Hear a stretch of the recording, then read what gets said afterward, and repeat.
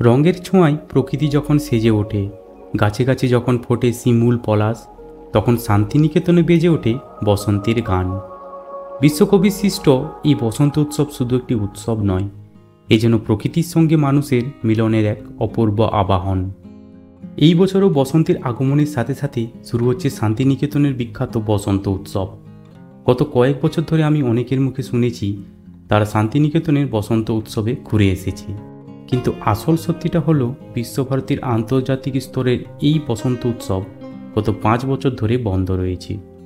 কিন্তু প্রশ্ন হচ্ছে, এই বছর কি বিশ্বভারতীতে বসন্ত উৎসব হবে? আর যদি হয়, সাধারণ মানুষ কি অংশ নিতে পারবেন? কোথায়, কিভাবে দোল খেলা হবে?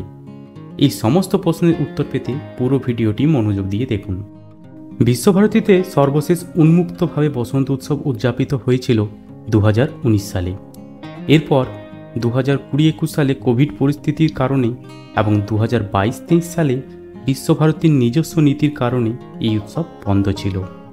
2024 সালেও বিশ্বভারতীতে শুধুমাত্র বসন্ত বন্দনা উদযাপিত হয়েছিল, যেখানে শুধুমাত্র শিক্ষক শিক্ষার্থীরা অংশ নেন।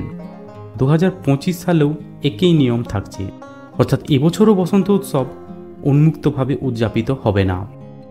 বিশ্বভারতী কর্তৃপক্ষ জানিয়েছে, ভিড় ও নিরাপত্তার কথা মাথায় রেখে বসন্ত উৎসবকে অভ্যন্তরীণভাবে পালন করা হবে।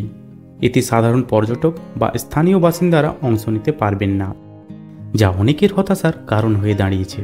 তাহলে এখন প্রশ্ন হচ্ছে, দোল খেলা কোথায় হবে? বিশ্বভারতীর বাইরে শান্তিনিকেতনে বসন্ত উৎসব পালনের বেশ কিছু জনপ্রিয় স্থান রয়েছে, যেখানে সবাই বসন্তের আনন্দ উপভোগ করতে পারেন। যেমন পৌষ মেলা মাঠ।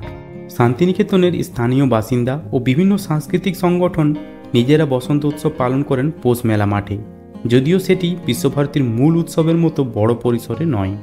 সোনাঝুরি হাট। শান্তিনিকেতনের সোনাঝুরি হাটেও দোল খেলায় মেতে ওঠেন স্থানীয় বাসিন্দা ও পর্যটকরা। এছাড়া বোলপুর, প্রান্তিক ও আশেপাশের গ্রামগুলিতেও ছোট ছোট গোষ্ঠী মিলে রঙের উৎসবে মেতে ওঠেন। এবার একটু গুরুত্বপূর্ণ তথ্য। সাধারণত দোল পূর্ণিমার দিন বসন্ত উৎসব পালিত হয়, যা এই বছর 14ই মার্চ।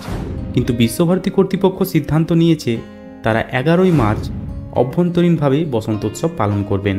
তাই যারা শান্তিনিকেতনে বসন্ত উৎসব উপভোগ করতে চান, তাদের এই দুটি তারিখ মাথায় রাখা দরকার। যদি এভাবে প্রতি বছর বিশ্বভারতী শুধুমাত্র নিজেদের মধ্যেই বসন্ত উৎসব পালন করে, তাহলে একসময় আন্তর্জাতিক মানের এই উৎসব হারিয়ে যাবে।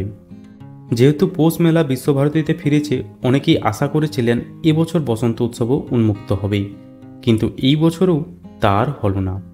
তাহলে যদি আপনি শান্তিনিকেতনে বসন্ত উৎসব উপভোগ করতে চান, তাহলে আপনার জন্য কিছু টিপস। আগেভাগে বুকিং করুন। বসন্ত উৎসবের সময় প্রচুর ভিড় হয়, তাই হোটেল বা হোমস্টে আগে থেকে বুক করা ভালো। দ্বিতীয়, বিশ্বভারতীর বাইরে বসন্ত উৎসবের জায়গাগুলি চিনে নিন। আম্রকুঞ্জ, পৌষ মেলা মাঠ, সোনাঝুরি হাট, বোলপুরের বিভিন্ন অংশে স্থানীয় মানুষদের সাথে উৎসবে অংশ নিতে পারেন। থার্ড, নিজেকে রঙের জন্য প্রস্তুত রাখুন। অর্গানিক রং ব্যবহার করুন এবং ত্বক ও চুল সুরক্ষার ব্যবস্থা নিন। বন্ধুরা, বসন্ত উৎসব শুধুমাত্র একটি উৎসব নয়, এটি শান্তিনিকেতনের ঐতিহ্য এবং সংস্কৃতির অংশ। যদিও বিশ্বভারতীতে এটি এখনও উন্মুক্ত হয়নি, তবুও শান্তিনিকেতনের বিভিন্ন জায়গায় বসন্তের আনন্দ উপভোগ করা সম্ভব। আপনার মতামত আমাদের জানাতে ভুলবেন না।